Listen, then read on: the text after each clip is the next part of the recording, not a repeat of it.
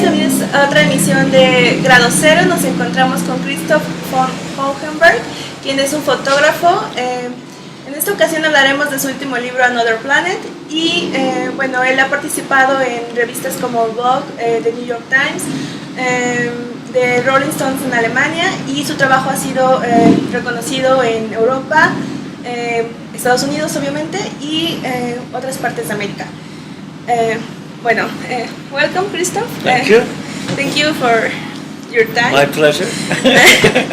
So, we have your last book, This is Another Planet, and you have people who wrote about how they arrived to the city and how they met you. But I don't know if you could tell us how or why did you decide to work specifically in New York?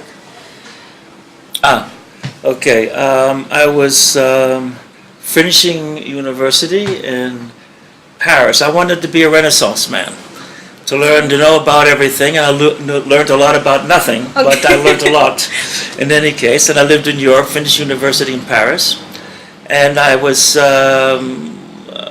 in my life deciding what I should really do. I wanted to be a painter at one time, and I was studying with Rodney Abrahamson, who was a student of Leger's, and I was influenced by Kurt Schwitters and Max Ernst, and doing collages and finding things on the street and this and that, and he thought I was great and this and that. However, he told me I should go back to art school to learn how to draw. And that I just finished 4 years, and the last thing I want to do is go and again to school. And obviously, by saying that, my passion was not there. But I always took photographs, and he started taking more pictures because I was taking pictures all the time. And so I worked a little bit in Paris. After I finished university, I was hanging around for about a year, doing some freelance assisting other photographers. One was Guy Boudin, who was a quite well-known fashion guy, just a little bit with him a week. And then I said, I have to go to New York because that's where it's all happening. And so I made some phone calls and made appointments and went around and started working in New York, assisting different photographers. And that answer that question? Yes, you sure? Yes. I didn't know if I finished it yet. Okay. Oh no, you Ask me the question again, so I remember. Why? Why did I come to New York? Yes. Yeah, and there, that was the center. That was the time when the beginning of well, I arrived there in 70. I don't know when I arrived in New York. 76. And when I arrived in New York in 76, compared to Paris and all that, New York was you felt the energy like you feel it here in Mexico. Whether, I don't know if you can feel it, but as a foreigner, and I know some Mexicans feel it too, there is this creative, raw energy here that's fantastic. And New York was absolutely that. The city was raw, it was dirty, it was this, but things were happening, and people were running around, and it was like, and partying like you cannot believe, and it was, but partying with not only just doing drugs, sex, and rock and roll, but there was all sorts of other things all combined with it, and there was high energy. You know, and the lofts and everything was cheap and raw spaces, and people were constantly finding themselves, and more Europeans were coming, and there was a big international scene going on there, and I got caught up in it, and that's why I loved it. Okay, that's great. So, well, I was wondering, before I ask you. Why did you focus in portraits?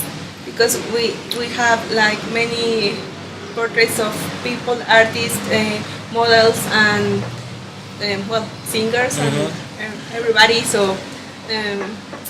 Well, I started when I was in Spain, in Madrid, in my third year of university. I started then to really start thinking about sort of taking photography seriously. And I was shooting, like, let's say, the style, more or less, of Cartier-Bresson, photographing the street cleaners, the loteria para hoy, you know, those guys selling those tickets on the street, the gypsies with the knives in the morning, And just slowly, I don't know, I was sort of falling into these photographs, but then I didn't know how you make money out of this, There's got to be somehow these guys are making money. I didn't want to be a war reporter, and I wanted to do something. I like to I'm very shy. It doesn't seem like it, but I am very shy. But the challenge was taking pictures of people, and people came something inside me.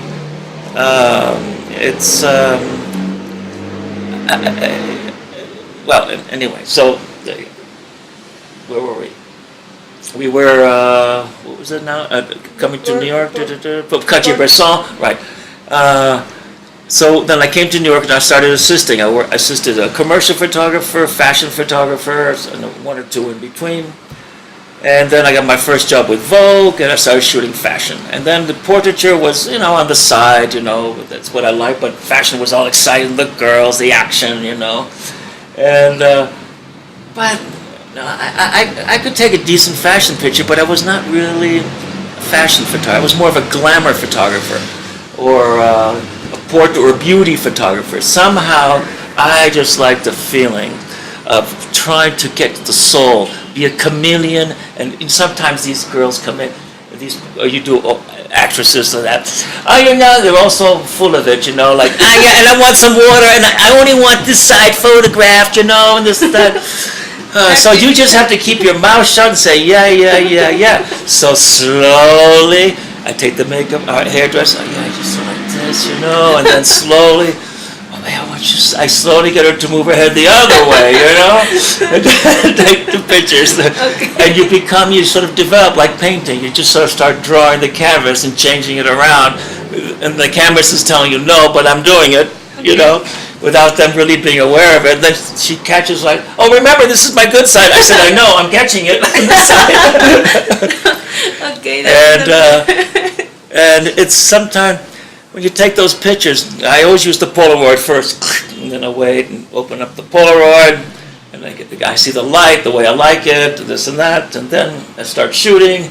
So many times the Polaroid happens to be the best shot. I say, you can't redo a shot, believe me, it's so hard. But anyway, I'm going on all over this place. It's great. For me, it's really interesting to know about everything. You started with fashion magazine. Professionally, let's say I started with fashion and advertising. And advertising means portraits too. A little boy eating soup, for Campbell soup and things like this, but not the kind of portraits I want to do, but it's commercial. And it gives you money to do what you need to do. And the fashion, I thought the fashion led me into beauty, which I liked. And the fashion was fun. I mean, I shot for Givenchy, went to Monte Carlo, did shoots. It was great, and I pretended in myself or convinced myself that I was a fashion photographer.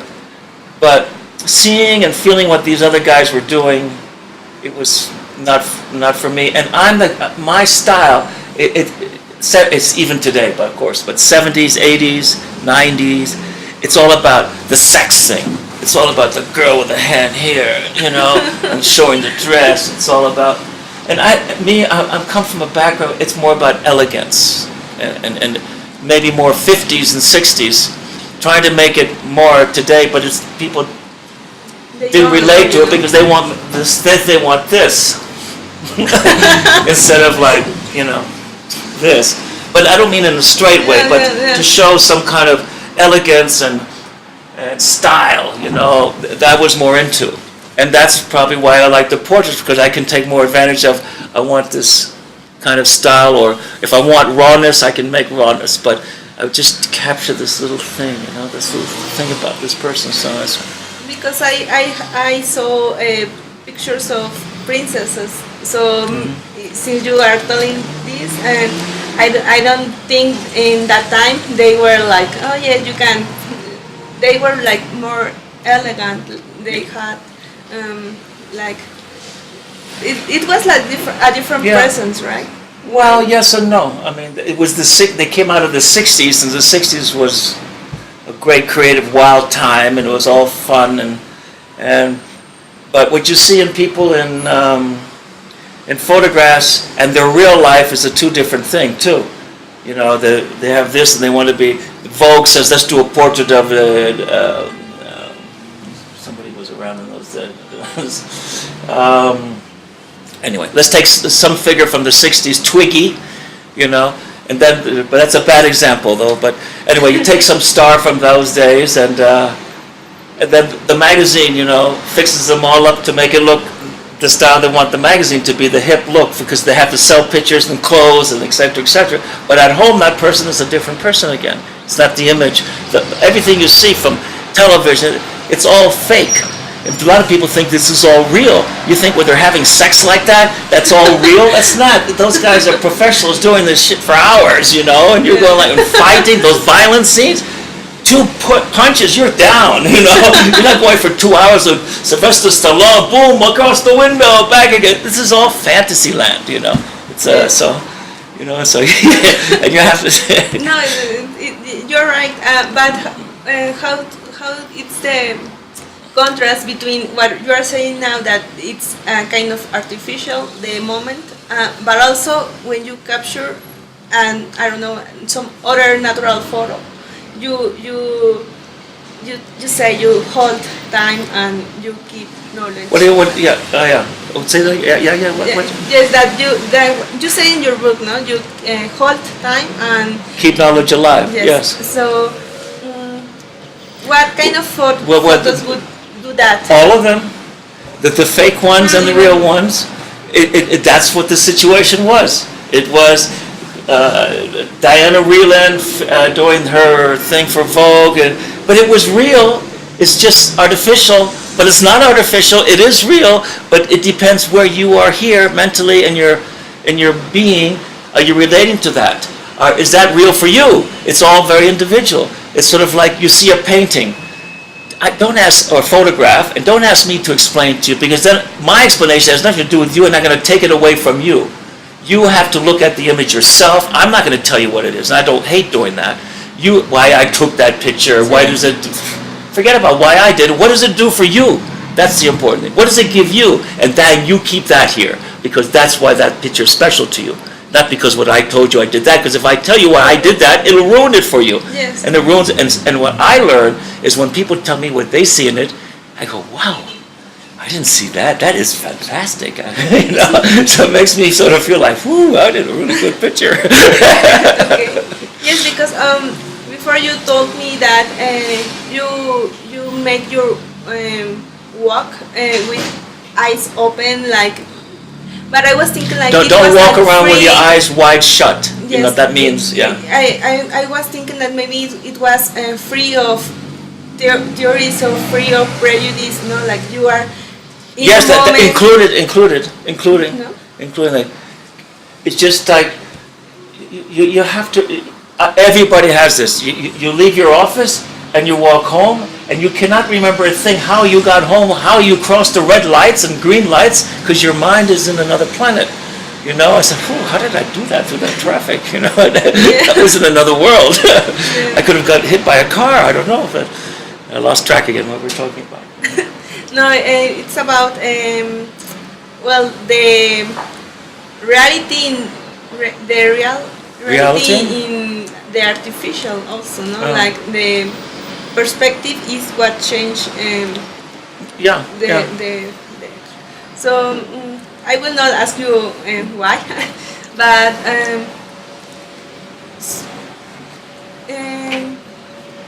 in that time, well, you can see from the pictures that, well, some guy told it's a tribute of that era. So I was thinking that since you travel to New York nowadays, could you think that now they have, what would be the difference between New then York and now? Yes, in the artistic scenario. I have to only speak for myself, okay. and from other friends that I've talked to, but New York there is no feeling anymore. It's the whole live. It's all sanitized. There's no. New York City has turned into just a selling point where people go sell their work, this and that. The creativity, the energy there is no longer there, and they're going to say it's in Brooklyn or in Dumbo. It's not there because all of those Wall Street guys, they all went. It's all about money, and it's all money that changed everything. The cell phone, the computer, and the money changed New York completely. It's going to happen here too. It's going to sanitize this whole Mexico City in about 30 years maybe. It's going to slowly really change. And everything you see around and the feeling of the little, it's all going to be modernized and cleaned up and you know, and put all modern, and we're going to the future. And this, so you're going to lose a lot of this cultural thing which you have now, like every city in the world, okay? But no, you go to New York and Broadway, which was the theaters, the porno, the shops, and this and that.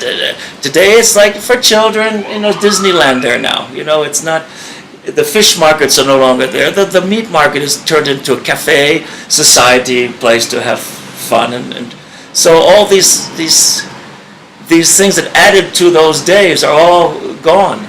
And rents were cheap, like it says, Betsy Johnson says in the book, $350 a month. Wow, roller skating on 20,000 square foot loft, you know, and there was so much like that, you know. And then real estate, boom. Hey, we can make money. Let's cut the loft up 15 times and rent apartments. So now we can make 60,000 from this, and the real estate is going to go up if everybody starts getting into the game. Then the galleries start opening down there, Castelli and this, that. Then wherever the artists go, the rest follow. Then the galleries, then the boutiques, and then there goes, the artists leave, and then they have the tourists, and they all think they're still there, but they have this historical illusion that it's, you know, something like this. Okay, it's. If I answered your question somehow. No, it's okay. So. Well, now you are working. You are taking pictures from Mexico. Yes, for the. But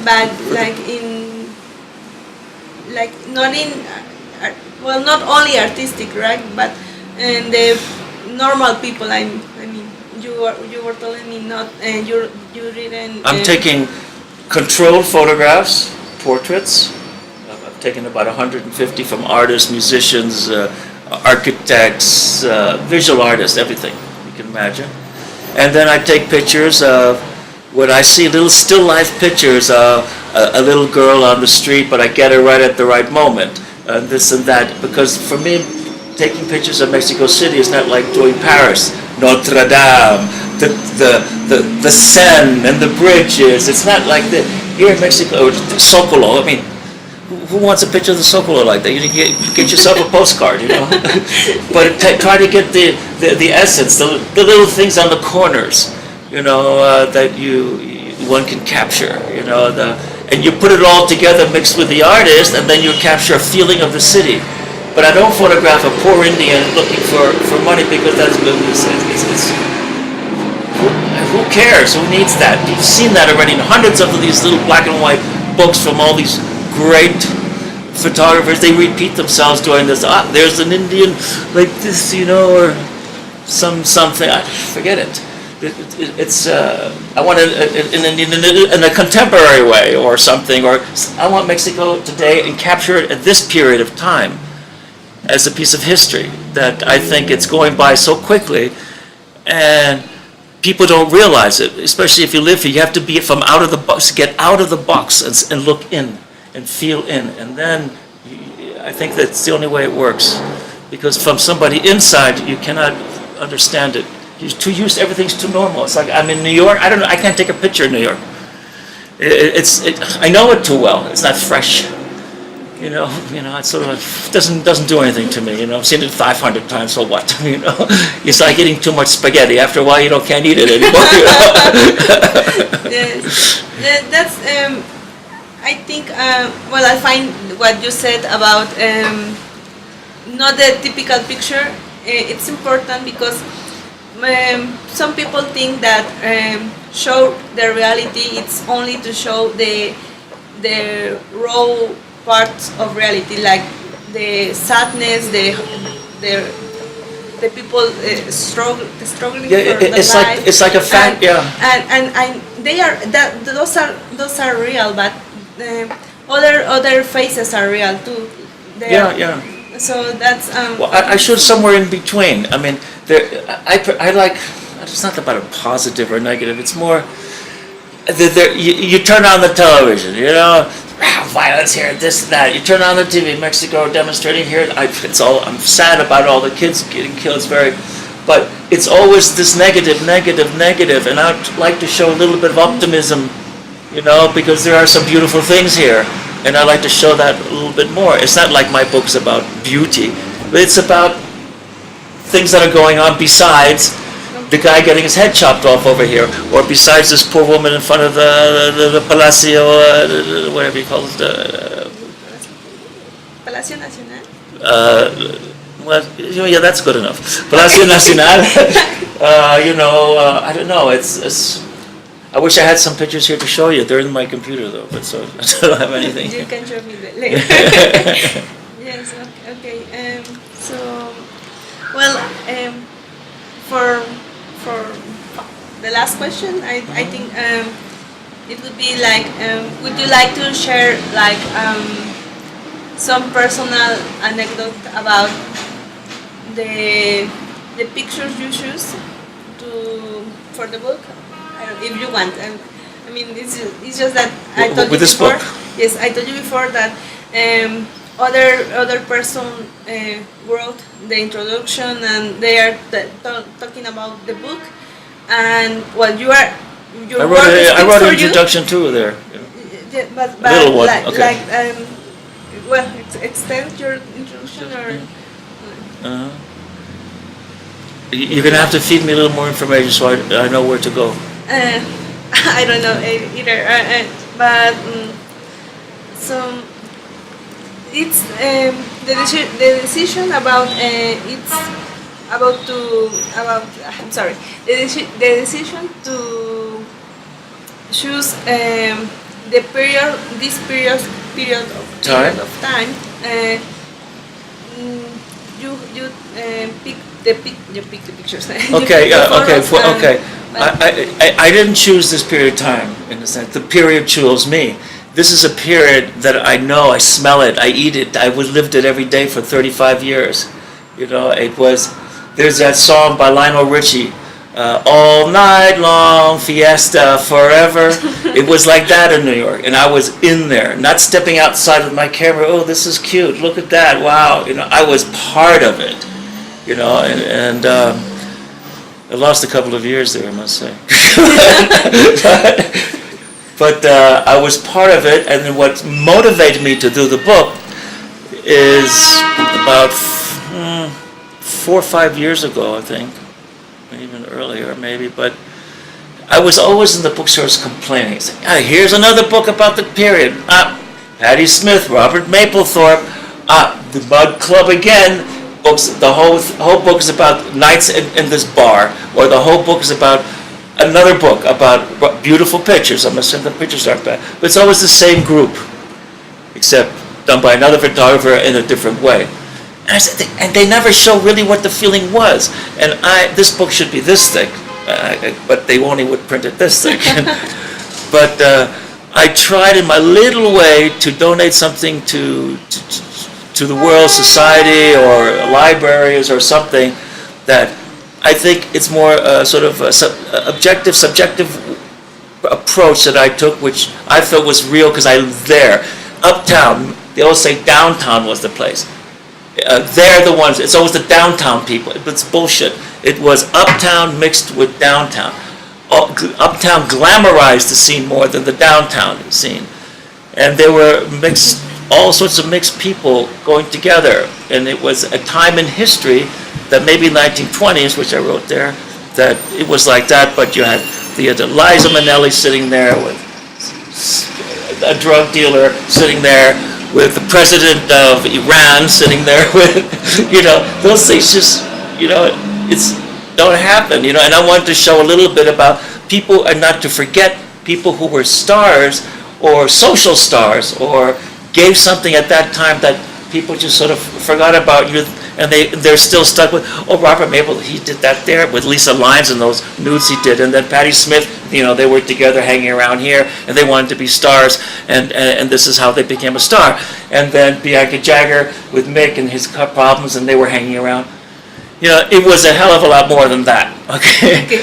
And so I photographed all these people, and there were many others, but I felt those are the ones who contributed things, who did things, or things happened, like the lieutenant from, from Miami Vice. I just didn't have pictures of the other guys, but a portrait of him to show that at Miami Vice in those days when it first came out, the city went wild. The fashions, this, that. They went to all the restaurants because now they're out and they're all showing special the first night of Miami Vice, and all the go, wow, look at that jacket. Oh, that's so cool, and the whole thing with the music, that was huge, and people would just run home to watch it. But you look back and say, were they nuts? But then it's fresh. It's like you look back in history of anything. It's sort of like so, because now you're doing so, and now it's fresh for you. But in 20 years, they're going to go like, "What are you nuts? What's the big deal?" Because it's something that was fresh and alive. You have to when you see history, you have to put yourself into context of what was going on, and feel what was going on at that time, and then you'll understand. But it's very hard to understand because you can't understand because you had to be alive then, and that's the sad thing.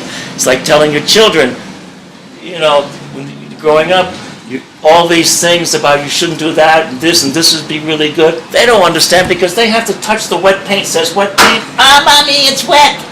You see, I told you.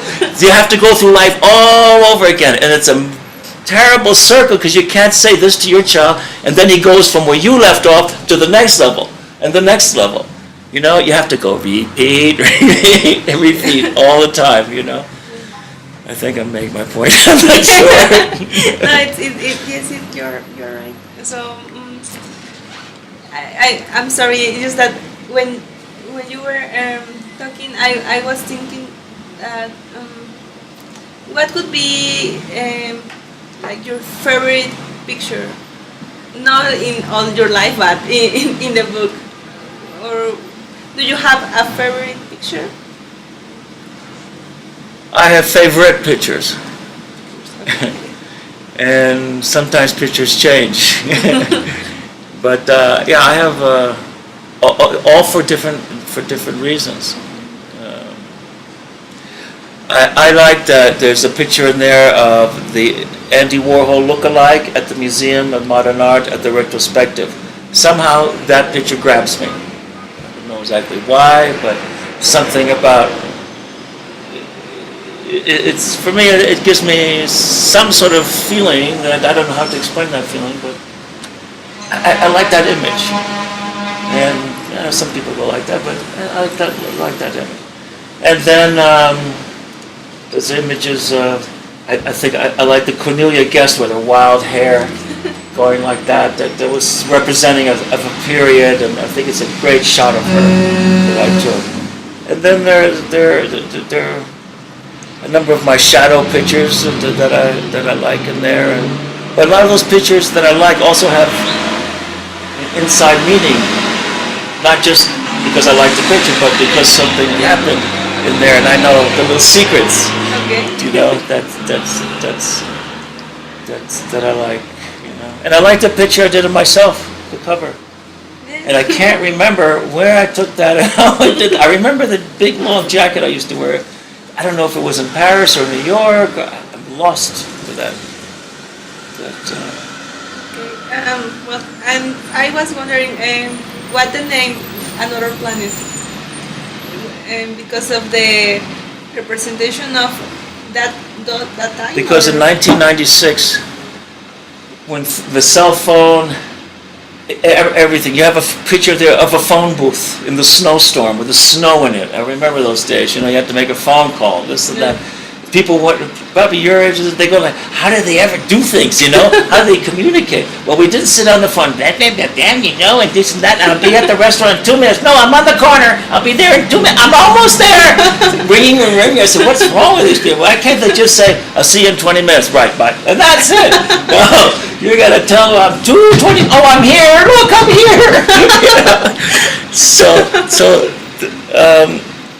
What were you saying? Like so the title is... Another planet, because when the computer and the money and everything came in and everything started slowly changing, and it's really like another planet, the way, the frame of mind of people thinking, you know, it's a total different mental thought, and it ends really earlier, but it's the last moment, 1996, basically.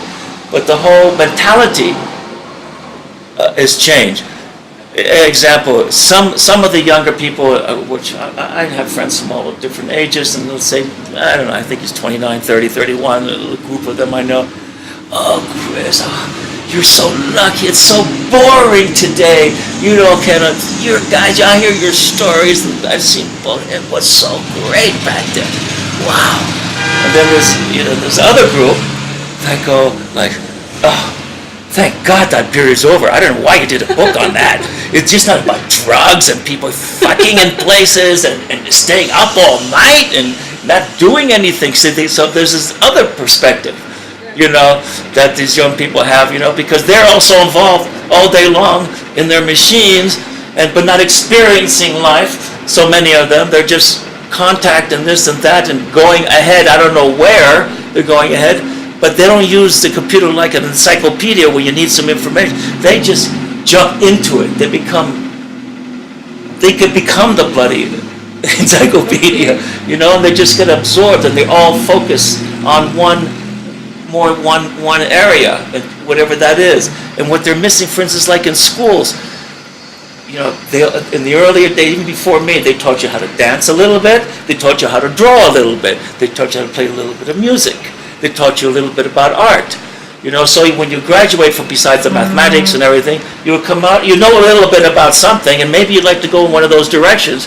Today in America, it's all about, okay, what should they know? They should learn Chinese because that's business. They should know Arabic maybe because that's business, and then they should know obviously about computers, be excellent in that, and mathematics and this and that, and you don't even have to write anymore. You just So there's so much a group, quite a large group, that are losing all these formalities and things, and that it's a shame where I feel, you know, I love Star Trek, for instance. You know, that's where the cell phone came from. It was originally from Star Trek. You know, those doors that open automatically, that was from Star Trek, because there were two guys in Star Trek, the TV show, and they're going, okay, then Captain Kirk goes through the door and they go, and they have two strings that open the doors. And a man came once for a shopping center, said, this is what we need for our stores, like automatic doors. And somehow through that, they figured out how to make automatic doors. But Star Trek, for instance, gave a lot to this generation. And I liked Star Trek, but I don't want to live it. I like it here in my Mexico. Okay, I don't know, it's just that I could keep hearing, because it's what you said about the partiality, about how do we focus only in some things, and that we walk without seeing, and we don't pay attention to the details, and sometimes because that closes your doors. All of a sudden there's something going on, and you remember, I remember in school we learned how to do a little bit of salsa. Hey, let's do some, and it brings a great moment in your life, because now let's go. I remember in school I learned how to do the little salsa thing, you know, or all those little things. And painting, then you say, oh yeah, I know a little bit. I heard of Cézanne. Let's see what this is about. So it generates a little curiosity because you felt it, tasted it, you know, somehow. It's sort of. It's like you take pictures today with the computers and stuff like. You're not in touch with it. It's not part of you. It's a synthetic thing where, like a painter can use a computer now and do his old painting there and transfer it into a canvas, and it's done. Okay? But there are painters who like to smell, touch the paint, put it on there, this, that, and that's why I like to choose analog, because I feel it, I touch it, I take my time, I just go, I use one camera to take location shots and document certain things. But when I do my private work, or my work, I like to use analog, and I feel it. I know what I'm doing, I feel the grain, I know exactly, I've been years doing it. Where the high def stuff, everything's so sharp that you know, I don't know, we're not going to get into that. But they're both good. They're just both mediums, but one is photo conceptualism or photo illustration, and the other one is more pure photography. And it's like a trunk of a tree, and they have many branches. I like to stay with this trunk for this, what I've done so far in my life, which is most of it. So I stay in the trunk, not going off to the branches. I've done a lot of off the branches and going back to the center again. You know? So maybe it wouldn't be about ignoring the new technology, but also I think you should not ignore it. but I do. Rescue the old school, right? No, maybe it would be more interesting if the worlds collide. Yeah, absolutely. And you should know both. And a lot of the students I know in New York, they're all learning film, and they like the idea of the process of it because it's more human. There's more contact. It's just natural. I'm trying to give you another idea or something. You know, okay, they're making cars now that you don't have to touch anything. You just go and it drives itself. Well, I like to, you know, and it's great for some people because now I can just sit there and talk to you, you know, and listen on the phone, and the car just goes and we're there and stops, you know. But I do like the contact, you know. It's more exciting, no? Yeah, it's like, you know, you can have babies without having sex too, you know. So I like the contact and the feeling, you know. So it's and that's where the world's going to. But it's nice to know a little bit of both. But I choose my own little road, you know. And a lot, just everybody's getting plugged in. They are plugged in. 80% of the world is plugged into this systems here. It's scary.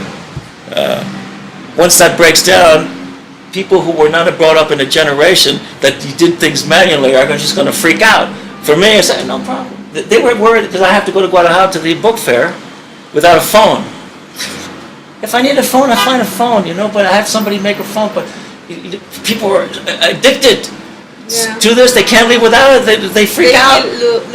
Yeah, they can't function without the bloody phone. It's like being hooked on cigarettes, like me, but it's the phone. You know? Yes, you're right. So, but I don't say anything bad or against it. It's just the way it is, and I prefer. Yes, because now you can see babies, small children with iPads, and they are like extensions of their body. It's different. It's not learning how to be creative. Oh, I'm all alone, you know.